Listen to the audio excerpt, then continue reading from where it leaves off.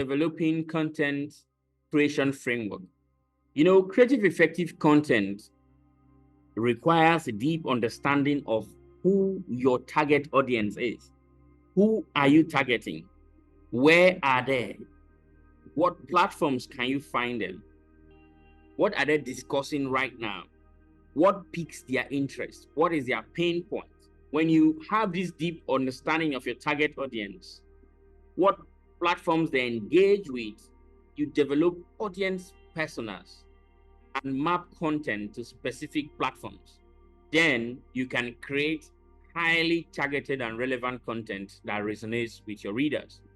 Just imagine creating content on users on YouTube, yet you create it as if you were creating a podcast, let's say an audio podcast.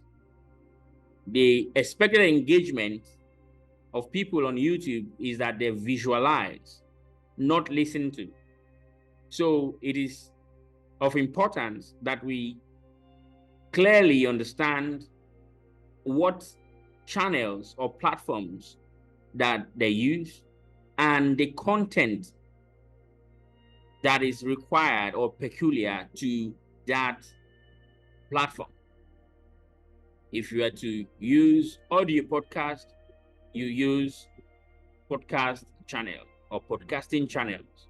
If you want to make your podcast videos, then you take them to YouTube, where you have long range of video content playing hours. Let's examine the approach of developing content creation framework. The first step is to create a detailed audience persona, because we definitely need to understand who our audience are, the characteristics of our audience. Develop a persona that captures the key characteristics, their needs, and preferences of your target audience. Therefore, we need to include demographic information, their interests, their pain points, and their goals.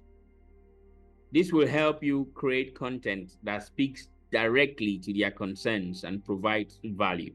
For example, demographic characteristics of our audience could be they are between 35 to 55 years old and they are health conscious professionals, right?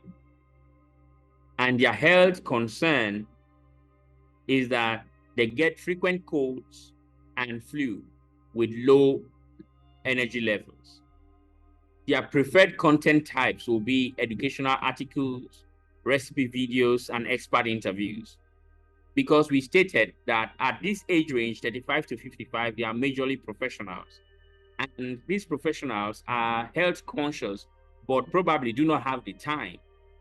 So because of their high stress lifestyle, they develop frequent colds and flu, and usually have low energy levels when they need to rest. So, but because they are professional, their content type is educational articles.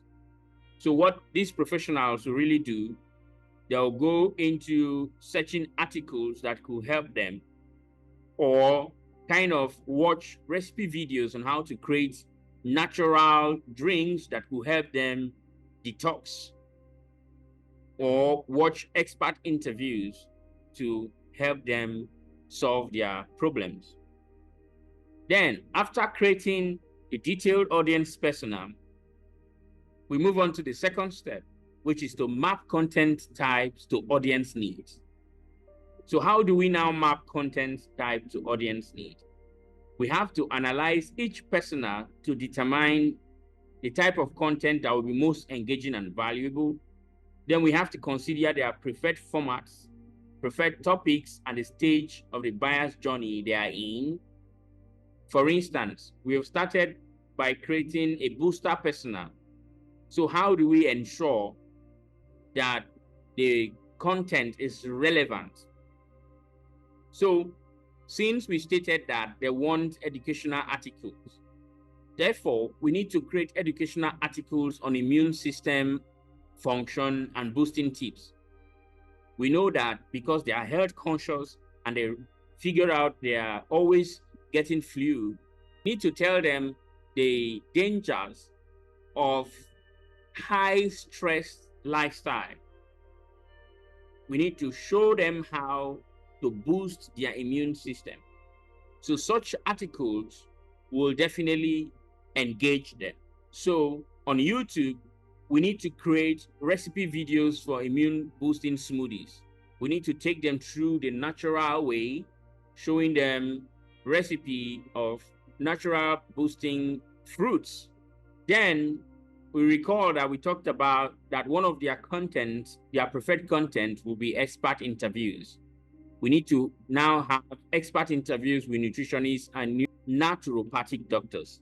So we are assuming that we are the creators of an immune booster called Booster.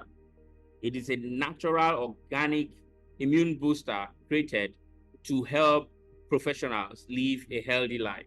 So that is why we are creating this persona, and then we are mapping our content to meet or match our audience need. Then we need to create high quality infographics that highlight the benefits of ingredients like vitamin C and zinc and how they can enhance the immune system. The third step will be to identify relevant platforms. So we have seen what their content will look like. So to identify relevant platform wouldn't be difficult.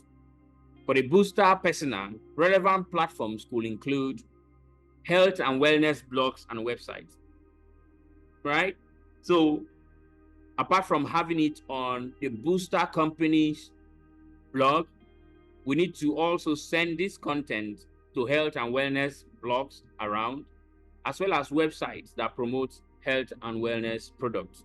Definitely, being professionals, they will easily search for health and wellness products. Now, having your content on your website's blog, as well as other websites and linking professional content from other sources will help your search engine optimization. Secondly, we will have to create videos for YouTube on the recipe, as well as educational videos on creating and consuming fruits for health and wellness.